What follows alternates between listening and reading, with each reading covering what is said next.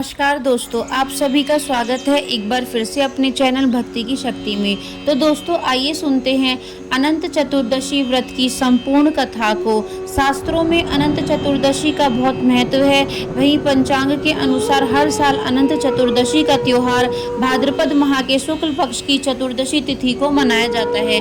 वहीं आपको बता दें कि इसे अनंत चौदस भी कहते हैं। इस दिन भगवान विष्णु और माता लक्ष्मी की आराधना करते हैं। वहीं इस दिन अनंत सूत्र बांधने की परंपरा भी है। वहीं यहाँ हम अनंत चतुर्दशी के दिन पूजा करते समय व्रत कथा पढ़ना बहुत जरूरी माना जाता है। तो आइए सुनते हैं इसकी कहानी को। शास्त्रों के अनुसार प्राचीन काल में सुमंत नाम का एक नेक तपस्वी ब्राह्मण हुआ करता था। उसकी पत्नी का नाम दीक्षा था। उसकी एक परम सुंदरी धर्मपरायण कन्या थी जिसका नाम सुशीला था। सुशीला जब बड़ी हुई तो उसकी माता दीक्षा की मृत्यु हो गई। पत्नी के मरने के बाद सुमंत ने कर्कशा नामक स्त्री से दूसरा विवाह कर लिया। सुशीला का विवाह ब्राह्मण सुमंत ने कौंडिन्य ऋषि के साथ कर दिया। विदाई में कुछ देने की बात पर कर्कशा ने दामाद को कुछ ईंटें और पत्थरों के टुकड़े बांध कर दे दिए।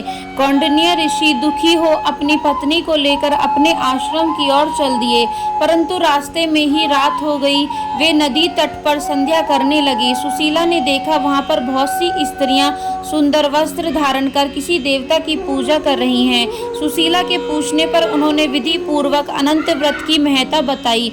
सुशीला ने वहीं उस व्रत का अनुष्ठान किया और 14 गांठों वाला डोरा हाथ में बांधकर ऋषि कौंडिन्य के पास आ गई।